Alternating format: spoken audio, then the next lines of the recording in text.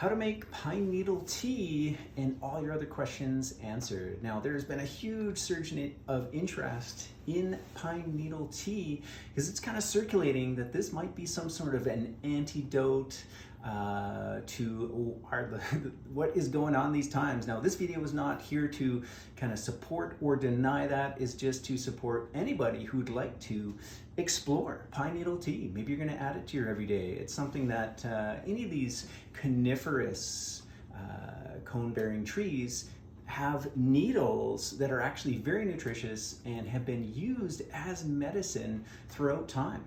They grow most parts of the world. Pine, you can find it all around the world. Things like spruce, very medicinal, and have been used by people throughout the world. So there's a lot of benefits just to consuming this stuff on the regular.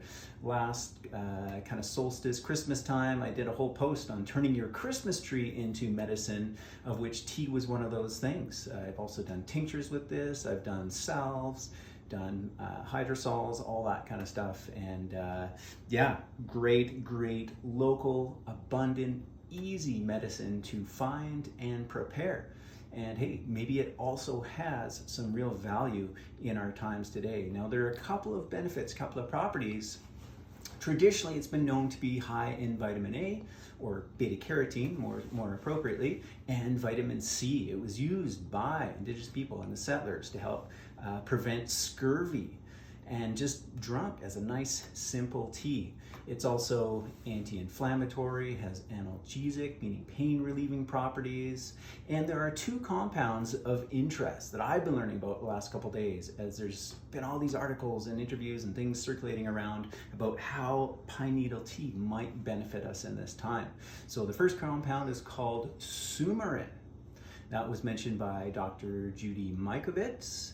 And then there's another one. It's called shikimic acid. Now, interesting thing about shikimic acid is that this is the compound which the pharmaceutical Tamiflu is based upon, which is a kind of a very well-known, highly utilized kind of anti-flu medication, in particular respiratory illnesses. It helps stop those pathogens, stops the replication of viruses in the body by taking that Tamiflu, and then also helps prevent blood platelet aggregation. So this shikimic acid is found in the pine needles, and it's also where the pharmaceutical industry is getting it is from star anise. Now, typically star anise is maybe in the 7.5% range of shikimic acid, what they can extract from it.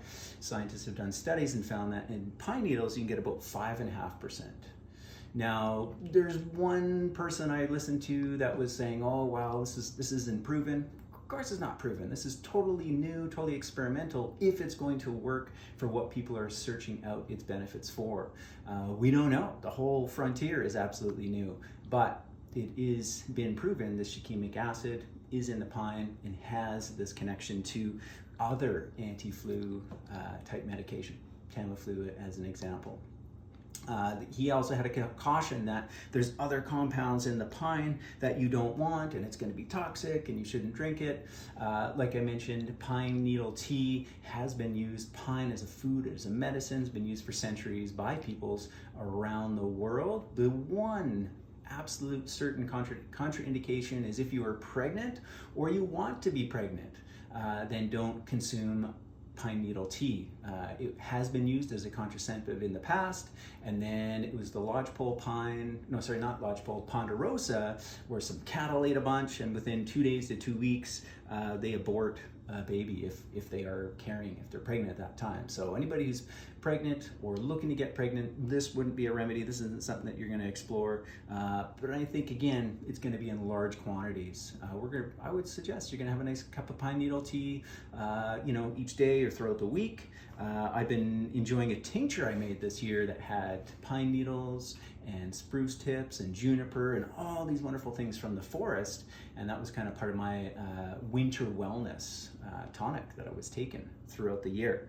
So In the previous videos, I showed you how to identify pine, how to quickly, efficiently harvest, and now let's jump right into how to create a tea. So you want to have a pot of water, turn it up to a boil, and once it's on boil, then you turn it down. And we just got it on a nice low simmer now, and you can either just throw them right in, or if you want to like separate it off the stem. Don't worry about the stem though, honestly. Like every part of the pine is edible and has its own properties and medicines. People have also asked about the pine pollen. That's coming, another great food and medicine that's coming. I don't know if the suramin or the shikimic acid is in pine pollen, but definitely in the needles, and all that stuff is just good to consume anyways. So it's not a problem if you don't remove it. I'm gonna throw it in. So you can pull the needles if you want. You can get a knife and chop it, or what I found worked even better was actually just getting some scissors and just kind of cutting it up. We're just exposing some surface area. Mike Adams, he did a whole talk on the pine needles, how to prepare them. He was talking about using a espresso maker in order to make the tea. Now, of course, the peoples of olden times, they were not using espresso machines. They were just simply doing like we're gonna do here, brewing up some hot water, putting it into the pot, and making a nice simple tea. So that's what we're doing. The chopping is optional. It's just gonna, again, expose some surface area, allowing for a little bit easier of an extraction. And I'm not even gonna bother chopping it all. Into it goes, into the hot water. And then instantly we're getting some nice aromas off there. There's lots of kind of essential oils, which are very uplifting. They are, respiratory tonics, stimulants in that sense. And we'll put the lid on and just cover. Now, the length of time is totally up to you. The longer it goes, the stronger it's gonna get. It's gonna pull more of those compounds out into the water. Now, through some of the research that Mike Adams did, the shikimic acid comes out quite quickly, quite easily, even at lower temperatures. So if that's really what you're after, it doesn't need to be very long or strong. And some of the concerns around that there's some complex chemistry that could be damaging, which I think is unfounded.